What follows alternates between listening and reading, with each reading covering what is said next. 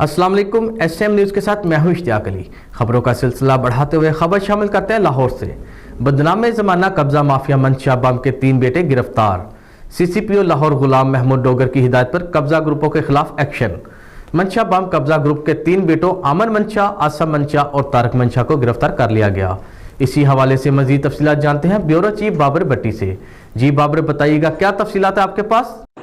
हाँ जी बिल्कुल। बदनाम जमाना कब्जा माफिया मंशा बम के 3 बेटे गिरफ्तार। CCPO लाहौर गुलाम महमूद डोगर की हदायत पर कब्जा ग्रुपों के खिलाफ एक्शन। मंशा बम कब्जा ग्रुप के 3 बेटों आमिर मंशा, आसम मंशा और तारक मंशा को गिरफ्तार कर लिया गया।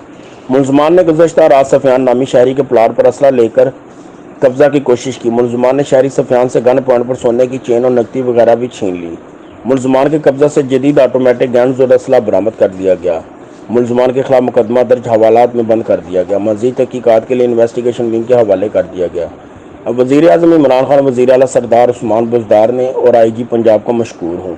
शहरियों की जमा पूंजी किसी सूरत हटाने नहीं देंगे। शहरियों को कब्जा ग्रुप और बदमाशों से डरने की ज़रूरत नहीं। लाहौर पुलिस इनके जान व माल के तहफ़्फ़ुज़ को यकीनी बनाते हुए हैं। जी बहुत शुक्रिया बाबर, तफसीलात से आगाह करने के लिए। अब तक के लिए इतना ही। मजीद खबरों के लिए देखते रहिए SM न्यूज़।